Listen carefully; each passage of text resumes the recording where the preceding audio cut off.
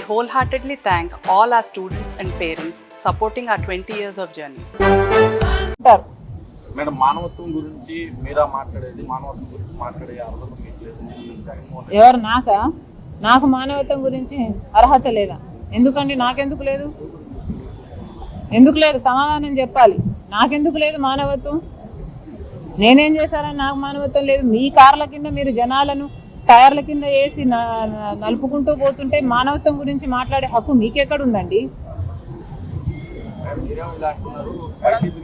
వరుసగా ఎవరైతే కూటమి ప్రభుత్వ వైఫల్యాన్ని ప్రశ్నిస్తే అక్రమంగా అరెస్ట్ చేస్తున్నారు, దాడులు చేస్తున్నారని కూటమి ప్రభుత్వంపై వైసీపీ వాళ్ళు మండిపడుతున్నారు. మరి వైసీపీ వాళ్ళు మండిపడ్డం బయట మండిపడ్డం కాక అసెంబ్లీకి వెళ్ళి మండిపడవచ్చు కదా, అసెంబ్లీకి వెళ్ళి సమాధానం చెప్పుకోవచ్చు కదా, అసెంబ్లీకి వెళ్ళి చెప్పొచ్చు కదా పూర్తి మద్యపాన నిషేధం చేశాము మేము, అయినా మేము ఓన్లీ క్యాష్ పద్ధతిలో ఎందుకు మేము మద్యం కుంభకోణం చేశాము అని అసెంబ్లీకి వెళ్ళి చెప్పాల్సిన బాధ్యత వైసీపీ వాళ్ళకి లేదా? రిషికొండని ఎందుకు కొరిగేశారు అన్న సమాధానం చెప్పాల్సిన అవసరం వైసీపీకి లేదా?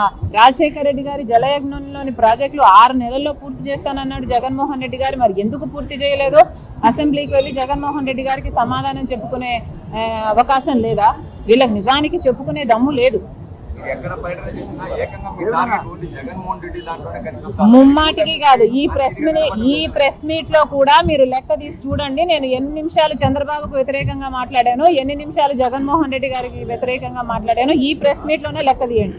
మేడం ఒక చిన్న విషయం మేడం, మీరు డిసిసి ప్రెసిడెంట్ అయిన తర్వాత ఇప్పటి వరకు కూడా పార్టీ సిద్ధాంతాలు కానీ పార్టీ జరగలేదు, కేవలం లైమ్ లైఫ్ లో మీరు ఒక్కరే కనిపిస్తున్నారు. అంటే సూపర్ ఇమేజ్ ఏమైనా క్రియేట్ చేసుకుంటున్నారా? నేనేమి క్రియేట్ చేసుకోవాలని చూడటం లేదు.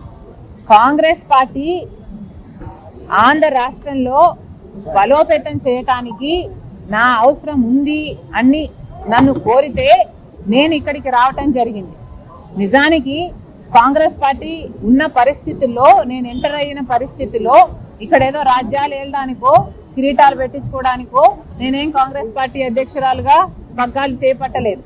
కాంగ్రెస్ పార్టీ అవసరమయ్యి కాంగ్రెస్ పార్టీని నిలబెట్టాల్సిన అవసరం ఉంది, అది నా వల్ల మాత్రమే అవుతుంది అని నాకు చెప్పి నన్ను కన్విన్స్ చేసి పంపించడం జరిగింది.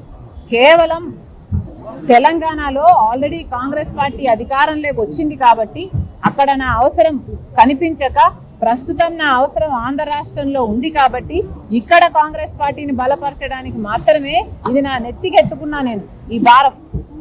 అంటే మీ కష్టం తప్ప మీరు ఎవరు కనబడట్లేదు. మీ కష్టం తప్ప మీరు ఎవరు తెర మీదకి కానీ ప్రజల్లో కానీ వచ్చే పరిస్థితి కానీ కనబడట్లేదు. ఎందుకు మీరు నన్ను తప్ప ఎవరిని కవర్ చేయడం లేదేమో? అలా కూడా అయి ఉండొచ్చుగా.